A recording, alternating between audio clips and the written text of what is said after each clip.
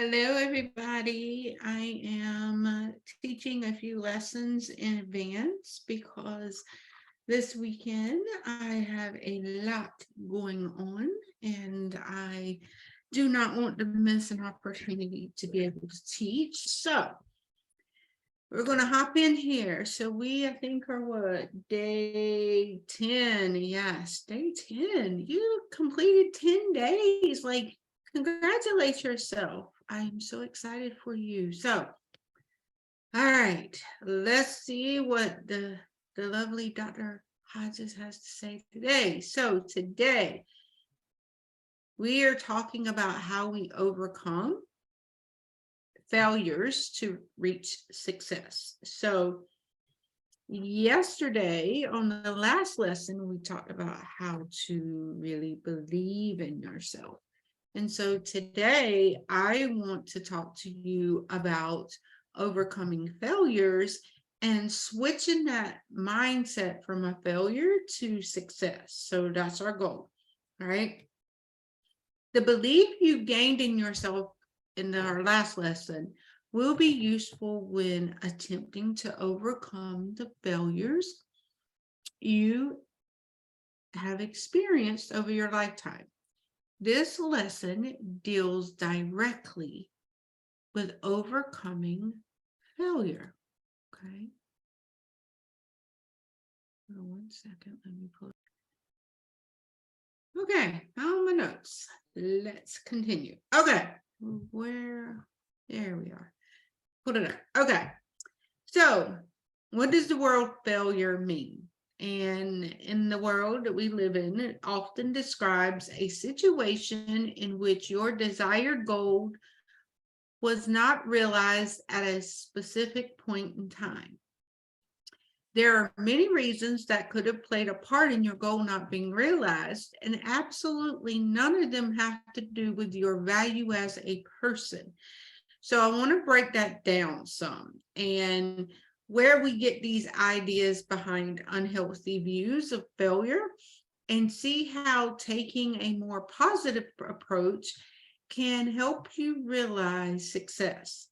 So if you're trying out for high school basketball team and you don't make the cut, this did not make you a failure. It just simply means that under these specific circumstances, the coach did not believe that you possessed the necessary skills to play on this particular team at this point in time. Now, some people take that as motivation, said, oh, okay, I didn't make it. Well, let me come out here and work on my skills to perfect them a little more. And then they come back and try it again and they make it. Okay. Other people take that and say, okay, I'm a failure. I'm not good enough. I'm da da da da. And they use it in that negative connotation and they hold on to it that they're not good enough. That deals with your value of yourself. And this particular thing had nothing to do with your value. Could it be a little disappointing? Absolutely. But that doesn't mean that you can't have it. It just means that right now isn't the time, that you need to do something a little different. You need to learn something different. Okay. What much of the pain stems from is when not reaching our desired goal is attached to your outcomes. So you're using that as your outcome, like, well, my outcome is I'm no good. No, you don't need to attach your goal to the outcome. So if you define your own value and worth as a person by whether or not you're making a sports team, you're setting yourself up for that ugly 7-letter word of failure. Like, if you're saying that the only way that you're a good person or you're a value is you're setting it against the goal and the attachment of that outcome, then that's why you feel that way so often. Okay. That's why some people often say that person, they just get anything they set their mind to, because it's a mindset thing. They look at they don't see things as failures. Like they see that that situation may have not worked out, but they don't attach that to who they are. They're not attached to the outcome. So they can see things a little clearer. And that's a lot of what I want you to start doing. Like, step away from the situation and be, okay, how do I get the desired income or not income, the desired outcome that I would like? What is it going to take for me to get the desired outcome that I deserve and that I want? And it has nothing to do with me as a person. It has to do with what it is that I need to get to that outcome. Like, do I need to run faster? Like, you're trying out for a sport, do I need to work on my free throws? Like, do I need to listen more and play more in sync? Like, what does that look like? Okay, go back and ask the coach, hey, I didn't make the team. I was really looking excited about it, but what do you think I need to work on so I can get here? And that's things in life. Like, if you are unsure of something and you don't, then get the assistance and the guidance that you need. It's okay. Because sometimes we can give it all that we got, not realizing what's blocking us. And so ask for the help. Is this for the same reason that those who value trying their best, rewarding of the outcome, have more confident and unwavering views of themselves? So it's kind of the same thing. Is they switch their value and say, hey, I'm giving 100%, and I'm giving 100% regardless of what the outcome is, because I'm looking at this as an experiment. I realize what didn't work, and then I realized what did work. One of my favorite movies is 50 First Dates, and I always loved that movie because every day she got to wake up to relive a day of her life and not having any history. The only history she would have was what she would write down as to what her strengths were. She put all the good things in her journal. So when she got up the next morning, she would read her journal, know what was going on in her life, and then step into life and live a day. And she would never carry any of the negativity with her. She would leave all of the positive things out. And I used to love that movie, and I still do. And that's one of the reasons why, is because that's the way I've adopted my life. Like, okay, yesterday's over. I can't go back and fix none of that. But what I can do is learn from what I did yesterday and how I can strengthen whatever didn't work out for me. And when you live in that mentality, guess what? Shit starts to happen for you. Things start to fall in line. And that's where things shift. And so everything is really a mindset, a mental situation. Like, how do you view things dictates into your life. That's what you're manifesting. So if you're looking at your life and you feel defeated and you feel like you can't catch up and nothing you do is good enough, then that's what you're manifesting into your world. But if you want to look at everything as, okay, cool, I learned this amazing lesson, let me go, let me try this today, and you keep living in that positivity, and that's what you manifest, and that's what starts to happen. So, how do we do this? Okay.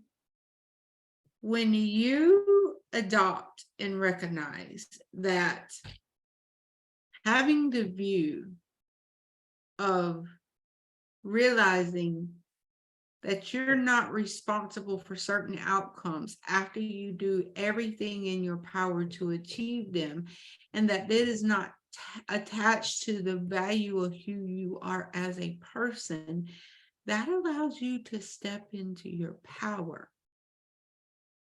Now, here's the thing.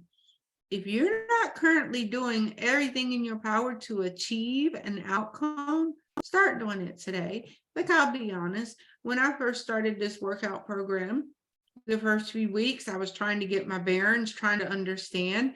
But then I realized real quickly what the gaping holes were that was preventing me from being successful.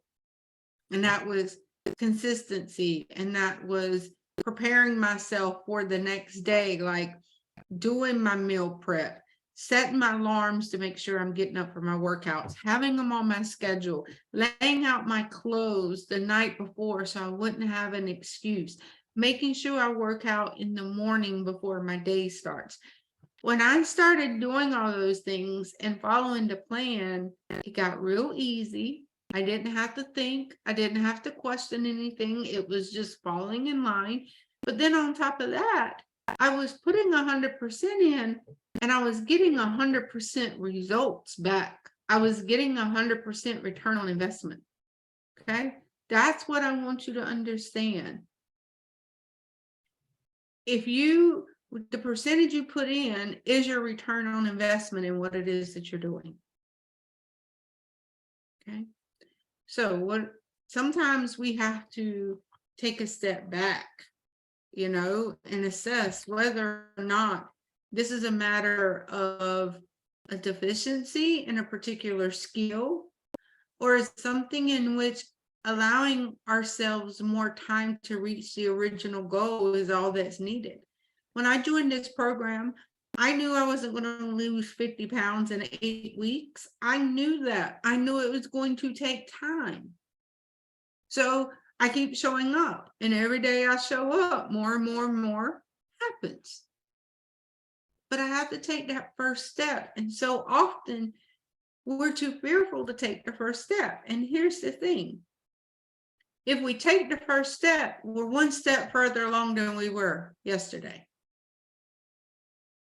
We're one step closer to building what it is that we want.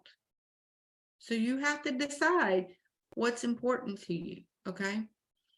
So there are some questions that successful people ask themselves when they encounter roadblocks to the outcomes that they want to achieve. So as soon as you begin attaching your self-worth to those outcomes, you'll likely be overcome with emotion and less capable of using your sound logical mind to increase your chances of success down the road. So in order to overcome failure, you must experience a dramatic shift in your outlook on the meaning of failure and success. Like, that's one of the things I asked all my students. What does failure look like to you, and what does success look like to you? Because so often we don't know what things look like. We assume we do. Like, I get people all the time. What does happiness look like to you? What does feeling love look like to you? What does feeling safe and secure look like to you? What do people have to give you to make you feel loved, safe, secure? What does that look like? Because you think everybody assumes what you need and what you want, but they're looking at it through a different lens, and they're giving it what they think that you need and want because of what they need and want. But the problem is no one talks about it. And then people are thinking they're helping you and they're not. So you have to do that for yourself as well. Look at it, see what it means to you. And no matter how much you want to be a movie star, if the steps you are capable of taking to bring yourself closer to that goal are limited at this point in time, you're subjecting yourself to a constant state of stress by continually expecting yourself to achieve greater results. Like, if you're not out there being in plays and acting and putting yourself in places to where you can meet it, the likelihood of you becoming that person is slim to none, because you're not putting in the work to get there. And the biggest thing that I tell everybody is patience. Oh my God, patience is your friend in changing your thinking about these fundamental concepts that it's taken you your whole entire life to learn. And it's also a virtue that nearly all successful individuals possess in ample amounts. You have to be patient with yourself. Okay? never ever give up on you. Keep trying. Do the best that you can and focus on the process instead of the outcome. I promise you, if you just make that one little switch where you just start focusing on the process instead of the outcome, guess what? Your final result will be success. Now, doesn't that sound amazing? All right, so in the next lesson, we're going to really tap in to the importance of motivation and what that motivation helps you attain your goals. And it also helps you in the long run, but we need to know how to be motivated to begin with and then how to maintain it, okay? So I want you to kind of look into your life and say, how has your view of failure impacted your thoughts and actions in the past? Imagine what your life would look like if you were free of fear of failure. Imagine that. It's beautiful. Imagine it. It can happen. So I will see all you lovely souls on our next lesson.